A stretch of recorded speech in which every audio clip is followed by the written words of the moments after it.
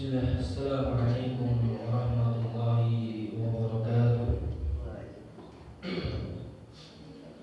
Alhamdulillah, alhamdulillahilladzi arsala rasulahu bil huda wa dinil haqq liyudhhirahu 'ala ad-dini kullih wa kafa billahi shahida.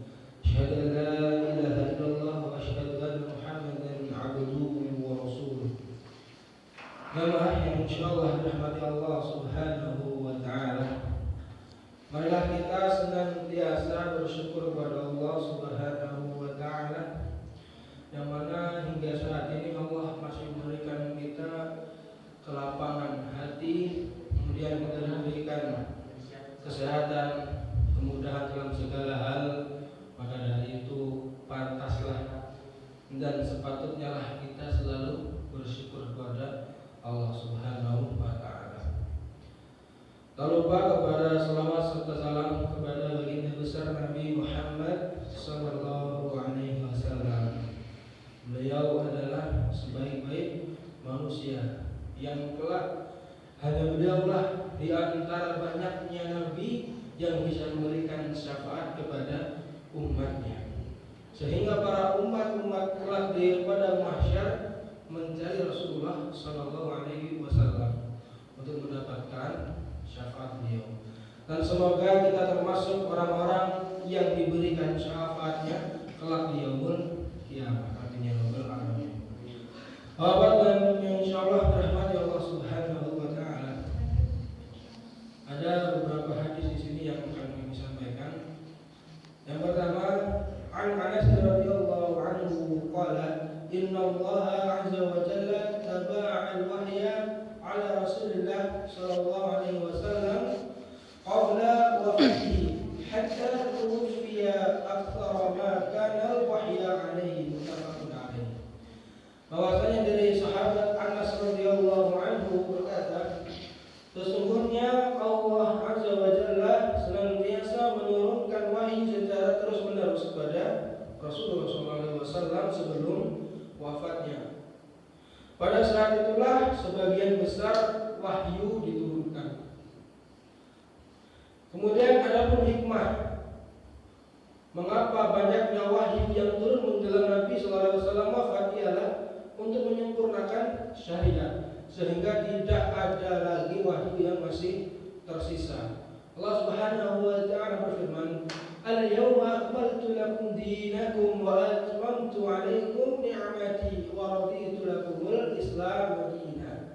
Pada hari ini telah aku sempurnakan untuk kamu agamamu dan telah aku cukupkan kepadamu nikmatku dan telah aku ridhai Islam itu sebagai agamamu. Al-Maidah ayat 3. Akhlak Nabi sallallahu alaihi wasallam merupakan Al-Qur'an. Beliau mengamalkan isi dari Al-Qur'an. Ketika para sahabat bertanya kepada istrinya, bagaimana akhlak Rasulullah? Kemudian istrinya menjawab, kamu baca Al-Quran. Itulah akhlak Rasulullah sallallahu alaihi wasallam. Kemudian hadis yang kedua adalah An Jabir radhiyallahu anhu qala Rasulullah sallallahu alaihi wasallam yub'atsu kullu 'abdin 'ala ma mata 'alaihi, rawahu Muslim.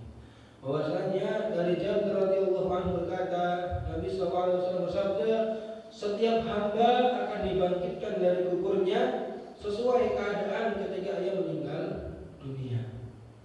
Di dalam hadis ini ada pemaknanya adalah terdapat motivasi pada seseorang untuk melakukan amal kebaikan, menetapi petunjuk Muhammad dalam segala kondisi. Kemudian ikhlas karena Allah dalam upaya dan ucapan perbuatan. Agar apa? Agar ia meninggal dunia dalam keadaan yang terpuji, lalu ia pun dibangkitkan dalam keadaan kondisi terpuji pula.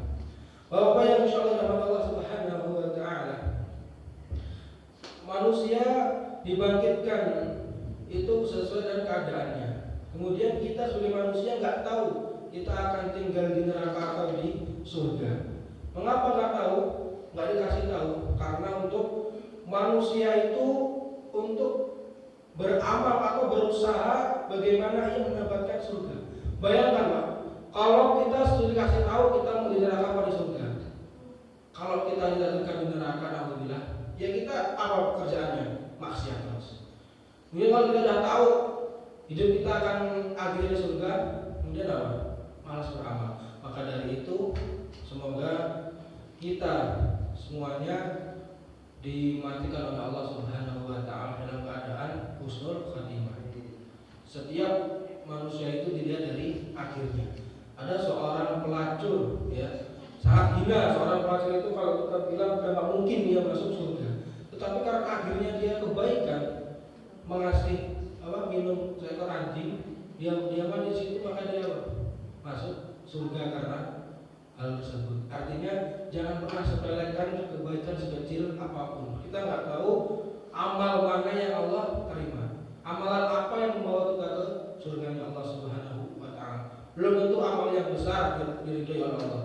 Bisa jadi amal yang kecil diridhoi Allah Subhanahu wa taala.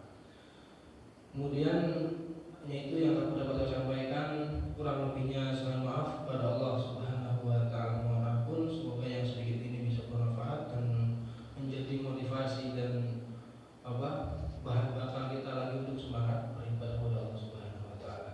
Saya akhiri, wassalamualaikum warahmatullahi wabarakatuh.